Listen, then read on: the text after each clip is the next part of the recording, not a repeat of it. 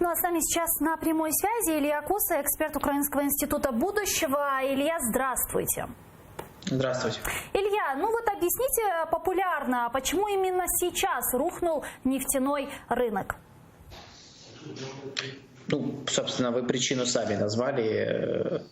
Россия и Саудовская Аравия не смогли договориться. То есть очевидно, что пока так будет сохраняться, пока будет сохраняться такая ситуация, пока они не договорятся, то так и будет. Вот следующая встреча ОПЕК будет в мае-июне, возможно, данный кризис, вот конкретно вот этот, связанный с нефтью, закончится в мае-июне. Если нет, то, скорее всего, растянется на все лето. Илья, Саудовская Аравия говорит о том, что они не намерены проводить переговоры с Россией. Об этом заявил, если не ошибаюсь, это министр Саудовской Аравии принц Абдулязиз бен Салман, глава Минэкономэнерго. Не, ну скорее, конечно, они сейчас не хотят с ними разговаривать, потому что они вот только хлопнули дверью. Саудовцы явно были недовольны тем, что Россия отказалась идти на сделку, которую они им предлагали. И, конечно, сейчас нужно время.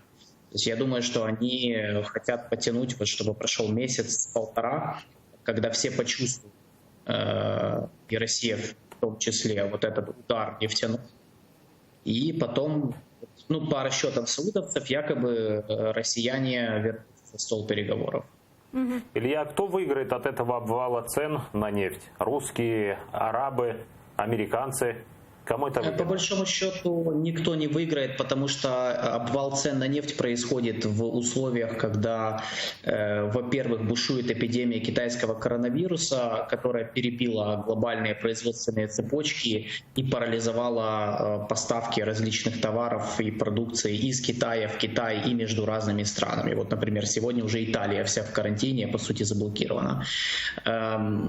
И в условиях, конечно, проблем, в принципе, в мировой системе, в частности в финансовом измерении.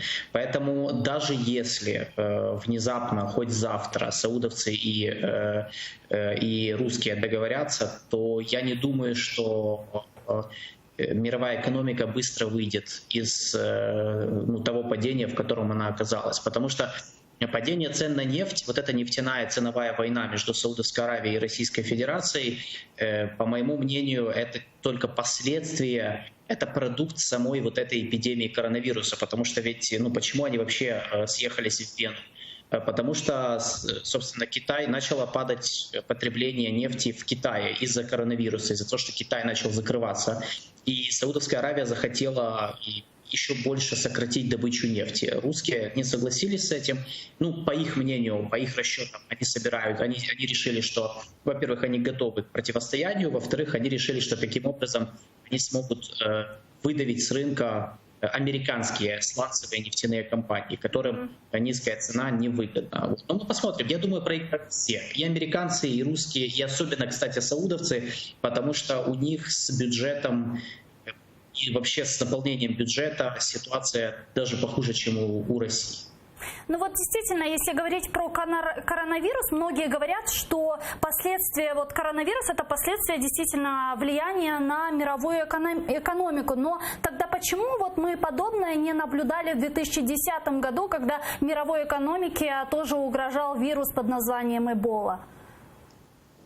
Потому что Эбола все-таки это другая болезнь, да, она по-другому передавалась, она в другом месте начиналась, не в Китае, на котором завязана, по сути, глобальная экономика.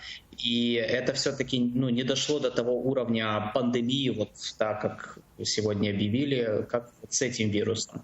То есть не было такого, во-первых, не было такого паралича, по сути, поставок по морю, по воздуху, не было таких карантинов массовых, да, например, закрывается вся страна или запечатывается целая провинция, вот как в случае с Саудовской Аравией. Они запечатали всю свою восточную провинцию, Аль-Катиф, да, это их главный нефтеносный регион.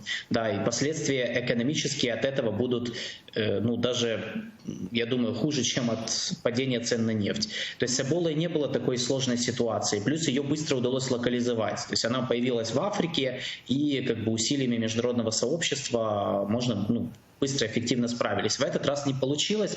Плюс сложность была в том, что именно то, что началось с Китая. И это, конечно, ударило по многим, потому что, как я сказал, сегодняшняя глобализованная экономика, она завязана на Китае. Ну вот если посмотреть на отношения Саудовской Аравии и России в лице Владимира Путина и Мухаммада бен Салмана, то вот до вот этих событий как-то их отношения, они были довольно теплые. Вот как вы думаете, могли ли ухудшиться эти отношения после встречи Владимира Путина и Реджепа Таипа Эрдогана, где они договорились, что коррекция зон оккупации, значит, Сирии войсками России и Турции будет проводиться без участия Королевства Саудовской Аравии?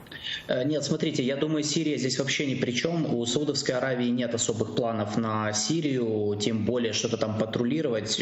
Они не хотят туда. Они как вышли оттуда в 2017 году, так и все. И на этом все закончилось. Собственно, после того, как Мухаммед бен Сальман пришел к власти в Саудовской Аравии, де-факто в 2017 году, когда он стал наследным принцем, то, собственно, активная роль Саудовской Аравии в Сирии, в войне в Сирии, которую проводил его предшественник, кстати, которого на днях арестовали, принц Мухаммед бен Наев, она закончилась.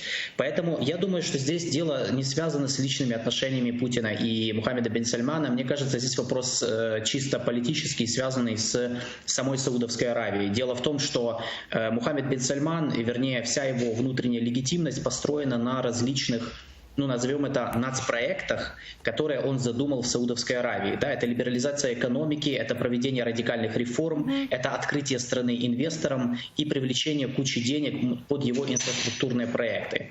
Для этого нужны деньги, для этого нужны инвестиции, и для этого нужна нормальная цена на нефть.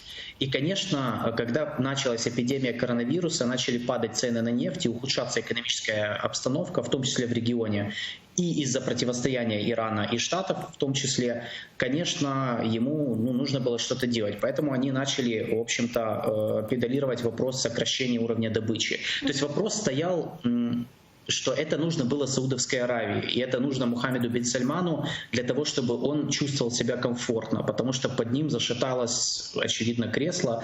И вот эти аресты, которые произошли в ночь с 6 на 7, по-моему, при саудовских принцах, это его реакция, это которая показывает, что он все еще, то есть это его реакция на вот это падение цен на нефть, на то, что, возможно, часть королевской семьи не верит в то, что он будет успешен с его реформами. Илья, и последнее. Как, собственно, обвал цен на нефть повлияет на экономику Российской Федерации? И может ли Украина создать таким образом для себя благоприятные переговорные позиции для давления на Россию и вытеснения ее из оккупированных территорий?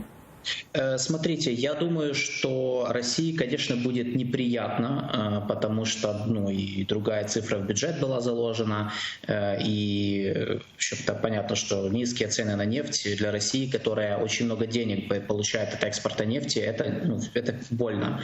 Но я скажу так, что критического удара по ним не будет нанесено, по той причине, что даже в отличие от 2014-2015 годов, когда был тоже обвал цен на нефть, это падение не такое и не в таких масштабах. И в отличие от 2014 года у России больше резервов, и они лучше подготовлены. Более того, я думаю, это уже такое мое впечатление, после переговоров в Вене, что русские были готовы к этому. То есть они хлопнули дверью не просто так. И я думаю, что они были готовы к такой ценовой войне с Саудовской Аравией. Другой вопрос, насколько они готовы выдержать этот марафон, насколько долго они могут бежать. Это уже, будем смотреть. Но я думаю, что по ним критического удара не нанесут. Например, по внешней торговле, даже если учитывать цены в $30 за баррель, они все равно уйдут в плюс 80 миллиардов, по-моему. То есть там они уменьшатся, конечно, но они все равно будут в профиците. России должны больше, чем она должна. Тоже нужно учитывать этот момент. Поэтому Украина, в отличие от России, она имеет гораздо больше проблем. У нас слабее экономика, у нас нет таких резервов, мы не особо готовились к этому кризису, ну, честно скажем. То есть антикризисной инфраструктуры там, ну, большой построено не было или не успели, ну, не суть. То есть мы все равно до сих пор в позиции слабее. С позиции слабого мы не можем диктовать свои условия, к сожалению. То есть Украине надо будет думать не над тем, там, кого откуда вытеснять, а хотя бы как выжить.